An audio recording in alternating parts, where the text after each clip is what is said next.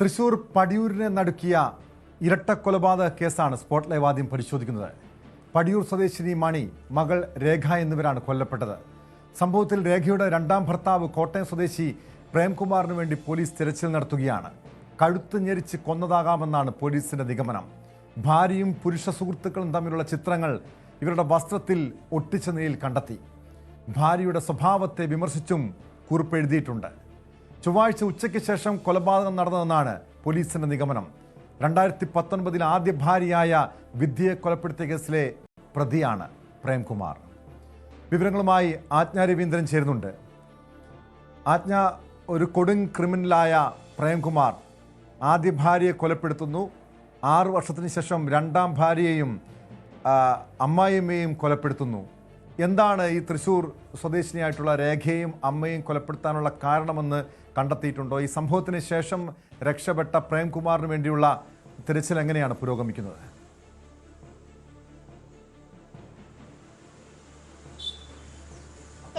അറിഞ്ഞ വിവരമനുസരിച്ചിട്ട് ഭാര്യയുടെ മൃതദേഹത്തിൽ അവരുടെ പുരുഷ സുഹൃത്തുക്കളോടൊപ്പമുള്ള ചിത്രം ഒട്ടിച്ചു വെച്ചിരുന്നു എന്നായിരുന്നു മനസ്സിലാക്കാൻ കഴിയുന്നത്. അതായത് ഭാര്യയെ ഇയാൾ സംശയിച്ചിരുന്നു എന്നുള്ളൊരു കാരണം കൂടിയുണ്ട്. പക്ഷേ ഈ പ്രേംകുമാറിൻ്റെ ഹിസ്റ്ററി പരിശോധിക്കുമ്പോൾ തന്നെ അയാൾ നേരത്തെ ആദ്യം ഒരു കല്യാണം കഴിച്ചത് വിദ്യ എന്നാണ് അവരുടെ പേര്. അവരെ ഒഴിവാക്കാനുണ്ടായ സാഹചര്യം, അവരെ കൊലപ്പെടുത്തിയ ശേഷം ജയിലിൽ പോയ ശേഷം ജാമ്യത്തിലിറങ്ങിയാണ് ഈ രണ്ടാമത്തെ വിവാഹം കഴിച്ചത്. രണ്ടാമത്തെ വിവാഹം കഴിച്ച രേഖ എന്ന് പറയുന്ന സ്ത്രീയാണ്. ഈ രണ്ടുപേരെയും കൊലപ്പെടുത്തിയ സാഹചര്യമാണുള്ളത്. അതേസമയം വിദ്യ എന്ന് പറയുന്ന സ്ത്രീയെ കൊലപ്പെടുത്താണ്ടായ സാഹചര്യമായി പറയുന്നത് നേരത്തെ തന്നെ ആ കേസ് നിലനിൽക്കുന്നതുമാണ്. അതായത് ഇവർ സ്കൂളിൽ പൂർവ്വ വിദ്യാർത്ഥി സംഗമം വയ്ക്ക് മുൻപ് ഒപ്പം ഉണ്ടായിരുന്ന സ്ത്രീയോടൊപ്പം കഴിയാൻ വേണ്ടി, സുനിത എന്ന് പറയുന്ന സ്ത്രീയോടൊപ്പം കഴിയാൻ വേണ്ടിയിട്ടാണ് ഈ പ്രേംകുമാർ ഈ ആദ്യ ഭാര്യയെ കൊലപ്പെടുത്തുന്ന സാഹചര്യം ഉണ്ടായത്. തുടർന്നാണ് ഇപ്പോൾ രണ്ടാമത്തെ ഭാര്യയെയും അവരുടെ അമ്മയെയും കൊലപ്പെടുത്തുന്ന സാഹചര്യം. പോലീസ് പ്രേംകുമാറിന്റെ ഫോട്ടോ ചെയ്തിട്ട് പ്രചരിപ്പിച്ചിട്ട് പ്രേംകുമാറിന് വേണ്ടിയുള്ള അന്വേഷണം ഊർജിതമാക്കിയിട്ടുണ്ട്. അയാൾ അതിനു മുൻപ് അവിടെ എത്തിപ്പോയതിനുള്ള തെളിവുകൾ ലഭിച്ചിട്ടുണ്ട്. എന്തായാലും ഈ 2 ദിവസത്തോളം മൃതദേഹം കിടന്ന ശേഷം ദുർഗന്ധം വമിക്കുന്ന സാഹചര്യത്തിലാണ് ഈ രണ്ടുപേരും മരിച്ചുവെന്ന് കണ്ടെത്താനായത്. എന്തായാലും പ്രേംകുമാർ കൊടും ക്രിമിനലാണ് എന്ന് വ്യക്തമാക്കുന്ന വിവരങ്ങളാണ് പുറത്തു വരുന്നത്. നേരത്തെ ഇരട്ട കൊലപാതകമാണ്, 2 ഭാര്യമാരെയും അയാളെ കൊലപ്പെടുത്തി എന്നുള്ളതാണ്. അത് എൻ്റെ സാഹചര്യങ്ങൾ കൂടി വെളിപ്പെടുത്തുമ്പോൾ ഇപ്പോൾ രേഖയുടെ കാര്യത്തിൽ ഭാര്യയെ സംശയിച്ചിരുന്നു, അല്ലെങ്കിൽ ഭാര്യയുടെ ആൺസുഹൃത്തുക്കളെ ചേർത്ത് ഭാര്യയോട് സംശയമുണ്ടായിരുന്നു. അതുകൊണ്ടായിരിക്കും ഒരു പക്ഷെ ഭാര്യയുടെ മൃതദേഹത്തിൽ ഇവരും ആൺസുഹൃത്തുക്കളുമായുള്ള ഫോട്ടോ ഒക്കെ ഒട്ടിച്ചു വെച്ചത് എന്നാണ് നിഗമനം. എന്തായാലും പോലീസ് അന്വേഷണം ഊർജിതമാക്കിയിട്ടുണ്ട്. എന്തായാലും ഈ ഒളിവിൽ പോയിരിക്കുന്ന പ്രേംകുമാർ അയാളെ അതിനുശേഷം, അതായത് സഹോദരിയാണ് ഇവരുടെ, അതായത് ഈ രേഖയുടെ സഹോദരിയാണ് ഇത്തരത്തിൽ പ്രേംകുമാറിന്റെ വിവരങ്ങൾ പോലീസിന് കൈമാറിയതും. അങ്ങനെ തുടർന്നാണ്, അതായത് ഇയാൾ അവിടെ എത്തിപ്പോയിരുന്നു, അതിനുശേഷം വിവരമൊന്നുമില്ല, പ്രേംകുമാറിനെ വിളിച്ച ശേഷം ലഭിക്കുന്ന വിവരങ്ങളൊന്നും ലഭിച്ചിരുന്നില്ല എന്നുള്ള തരത്തിൽ പോലീസിന് കൈമാറിയത്. തുടർന്നാണ് പ്രേംകുമാറിനെ ചുറ്റിപ്പറ്റിയ അന്വേഷണം ഊർജിതമായതും. എന്തായാലും പ്രേംകുമാറിനെ കണ്ടെത്താനായിട്ടില്ല. അയാൾ ആ സമയം മുതൽ അതിന് തൊട്ട് മുൻപ്, അതായത് മരണത്തിന് തൊട്ട് മുൻപ് ആ വീടിന്റെ പരിസരത്തും വീട്ടിലുമൊക്കെ എത്തിയിരുന്നതായുള്ള വിവരങ്ങൾ പോലീസിന് ലഭിച്ചിട്ടുണ്ട്.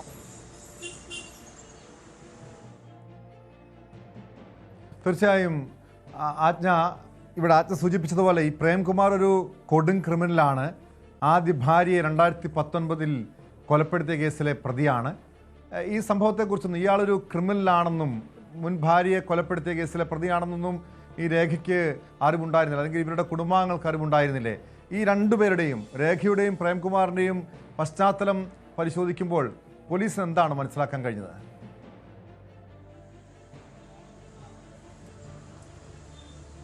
ഇവർ തമ്മിൽ പ്രശ്നങ്ങൾ ഉണ്ടായിരുന്നു എന്നാണ് മനസ്സിലാക്കാൻ കഴിയുന്നത്. കാരണം ഈ രേഖയുടെയും പ്രേംകുമാറിന്റെയും രേഖയുടെയും അമ്മയുടെയും മൃതദേഹം അയൽവാസികൾ കണ്ടെത്തുകയും, അതായത് ഇവര് മുറിക്കുള്ളിൽ നിന്ന് ദുർഗന്ധം വമിക്കുന്ന സാഹചര്യം ഉണ്ടായപ്പോൾ അയൽവാസികളാണ് മറ്റൊരു മകളെ, രേഖയുടെ മറ്റൊരു സഹോദരിയെ വിളിച്ച് വിവരം പറയുകയും തുടർന്നാണ് ഈ വാതിൽ തുറന്നകത്ത് കയറുന്ന സാഹചര്യം ഉണ്ടായിരുന്നത്.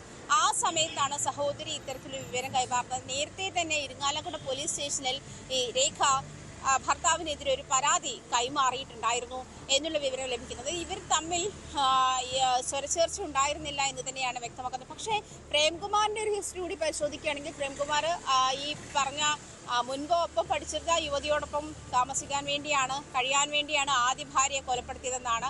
ആ കേസിൽ ജാമ്യത്തിൽ ഇറങ്ങുന്ന സാഹചര്യത്തിലാണ് ഈ രണ്ടാമത്തെ ഭാര്യയായിട്ടുള്ള രേഖയെ വിവാഹം കഴിക്കുന്നതും ഇവിടെ ഇരിങ്ങാലക്കുടയിൽ താമസമാക്കുന്ന ഒരു സാഹചര്യം ഉണ്ടായത്. പക്ഷേ ഈ പറയുമ്പോൾ, അതായത് പോലീസിന്റെ റെക്കോർഡ്സ് അനുസരിച്ച് ഇയാൾ നേരത്തെ തന്നെ, അതായത് കൊടും ക്രിമിനലാണ് എന്നുള്ള കാര്യം തന്നെയാണ് വ്യക്തമാകുന്നത്.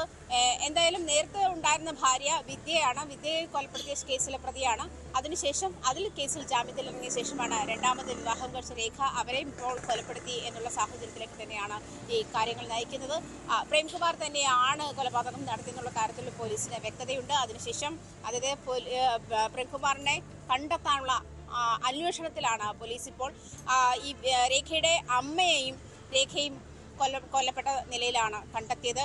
തുടർന്ന് സഹോദരിയാണ് ഇതിനു മുൻപ് ഇയാൾ കൊലപാതകം നടത്തിയപ്പോൾ അന്ന് സിനിമാ സ്റ്റൈലിൽ തെളിവ് നശിപ്പിച്ചതാണ്.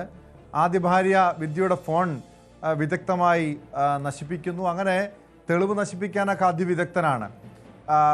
ആ സംഭവത്തിന് ശേഷം, ആദ്യ ഭാര്യയുടെ കൊലപാതകത്തിന് ശേഷം പലയിടത്തും ഇയാൾ ഒളിവിൽ താമസിച്ചിരുന്നു. പിന്നീട് ഏറെ പണിപ്പെട്ടാണ് പോലീസിന് ഈ പ്രതിയെ കണ്ടെത്താൻ കഴിഞ്ഞത്.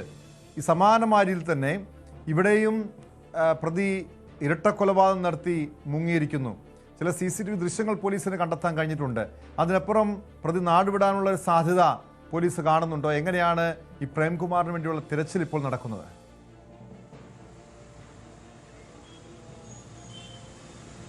ടോം സൂചിപ്പിച്ചതുപോലെ തന്നെ 2019 ഈ സുനിതയും ഈ പ്രേംകുമാറും ചേർന്ന വിദ്യ എന്ന് പറയുന്ന പ്രേംകുമാറിന്റെ ആദ്യ ഭാര്യയെ കൊലപ്പെടുത്തി ക്രൂരമായി കൊലപ്പെടുത്തിയ ശേഷം കാട്ടിൽ തള്ളുകയായിരുന്നു ചെയ്തത്. അത് ഉദയം പേരൂർ വിദ്യാ കൊലപാതക കേസ് എന്നുള്ള പേരിൽ തന്നെ ആ കേസ് കുപ്രസിദ്ധവുമാണ്. ആ കേസിന്റെ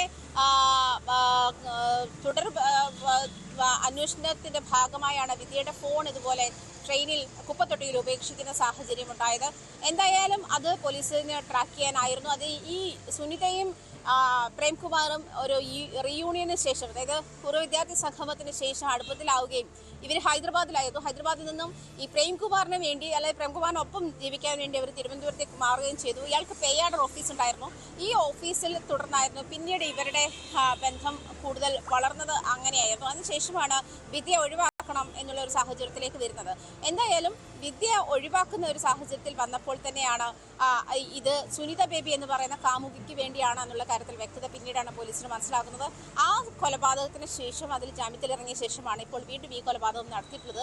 രേഖയെ കല്യാണം കഴിച്ചതും ഈ കേസിൽ തന്നെ, അതായത് ആദ്യ ഭാര്യയെ കൊലപ്പെടുത്തിയ ശേഷം ജാമ്യത്തിലിറങ്ങിയ ശേഷം ഉണ്ടായ സമയത്താണ് രേഖയെ കല്യാണം കഴിച്ചത്. ഇവർ തമ്മിലും പ്രശ്നങ്ങൾ ഉണ്ടായിരുന്നു എന്നുള്ള കാര്യത്തിൽ അയൽവാസികളും സാക്ഷ്യപ്പെടുത്തുന്നുണ്ട്. അതുപോലെ രേഖയുടെ സഹോദരിയാണ് ഈ കാര്യത്തിൽ രേഖ നൽകിയിരിക്കുന്ന ഒരു പരാതിയുടെ ഡീറ്റെയിൽസ് ഒക്കെ പോലീസിന് നൽകിയത്. തീർച്ചയായും അത് തന്നെയാണ് ഈ രേഖയുടെ സഹോദരി പറയുന്നതനുസരിച്ച് പതിവായി ഈ പ്രേംകുമാർ ഭാര്യയെ ഉപദ്രവിക്കുമായിരുന്നു, സംശയം കാരണം ഉപദ്രവിക്കുമായിരുന്നു പറയുന്നുണ്ട്.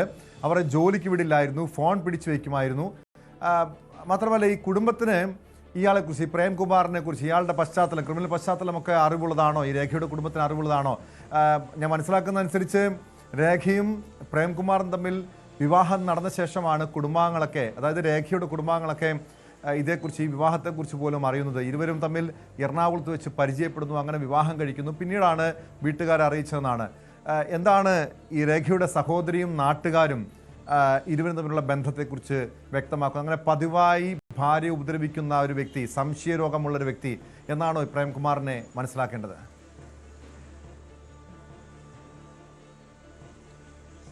അങ്ങനെ പതിവായി ഭാര്യ ഉപദ്രവിക്കുന്ന ഒരു വ്യക്തി എന്നുള്ള നിലയിലുള്ള പരാതിയാണ് ഇരിങ്ങാലക്കുട പോലീസ് സ്റ്റേഷനുള്ളത്, വനിതാ പോലീസ് സ്റ്റേഷനുള്ളത്. ആ പരാതിയുടെ വിവരങ്ങൾ തന്നെയായിരുന്നു സഹോദരി പോലീസിന് കൈമാറിയത്. അതായത് രേഖയും അമ്മയും കൊല്ലപ്പെട്ട സാഹചര്യത്തിൽ പ്രേംകുമാർ തന്നെയാണ് കൊലപ്പെടുത്തിയത് എന്നൊരു നിഗമനത്തിൽ സഹോദരി തന്നെ എത്തുകയായിരുന്നു. സംശയത്തിൽ സഹോദരി തന്നെ എത്തുകയായിരുന്നു. ആ സംശയത്തെ തുടർന്നാണ് ഈ പ്രേംകുമാറിന്റെ വിവരങ്ങൾ, അല്ലെങ്കിൽ പ്രേംകുമാർ ഇങ്ങനെ ഭാര്യയെ നിരന്തരം ഉപദ്രവിക്കുന്ന ആളായിരുന്നു എന്നുള്ള വിവരങ്ങൾ രേഖയുടെ സഹോദരി പോലീസിന് കൈമാറുന്നത്. മാത്രമല്ല സംശയരോഗിയായിരുന്നു, രേഖയുടെ ഫോൺ പിടിച്ചു വയ്ക്കുന്ന സാഹചര്യം ഉണ്ടായിരുന്നു. അതുപോലെ അവരെ ജോലിക്ക് വിടുമായിരുന്നില്ല. രേഖയുടെ മൃതദേഹത്തിൽ തന്നെ ഈ ആൺ സുഹൃത്തുക്കളോടൊപ്പമുള്ള രേഖയുടെ ചിത്രം ഒട്ടിച്ചു വെച്ചിരുന്നു എന്നുള്ളത് തന്നെ പ്രേംകുമാർ ആണ് എന്നുള്ള പ്രാഥമിക നിഗമനത്തിലാണ് പോലീസ്. കാരണം ഈ സംശയരോഗം ഉണ്ടായിരുന്ന ആളാണ്. ഈ സംശയത്തിന്റെ പേരിൽ തന്നെയാണ് ഭാര്യയെ നിരന്തരം ഉപദ്രവിച്ചുകൊണ്ടിരുന്നതും എന്നുള്ള കാര്യത്തിൽ വ്യക്തതയുണ്ട്.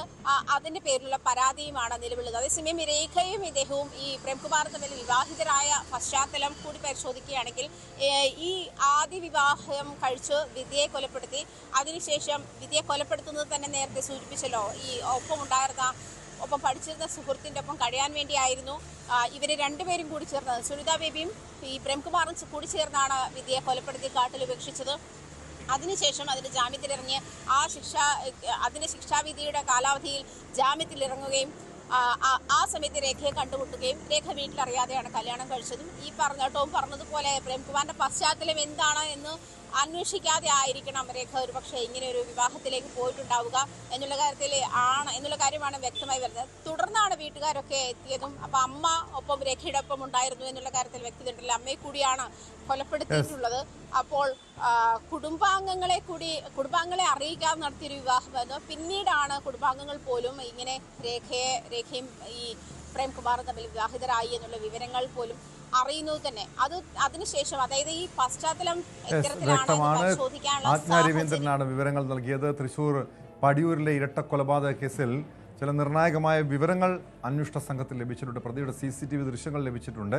പക്ഷേ ഈ കൊലയാളിയായിട്ടുള്ള പ്രേംകുമാറിനെ ഇതുവരെയും കണ്ടെത്താൻ കഴിഞ്ഞിട്ടില്ല. ഇയാൾ ഒരു കൊടും ക്രിമിനലാണെന്നും 2019 ആദ്യ ഭാര്യയെ കൊലപ്പെടുത്തിയ കേസിലെ പ്രതിയാണെന്നുമുള്ള വിവരങ്ങളാണ് പോലീസ് ഇപ്പോൾ പങ്കുവയ്ക്കുന്നത്.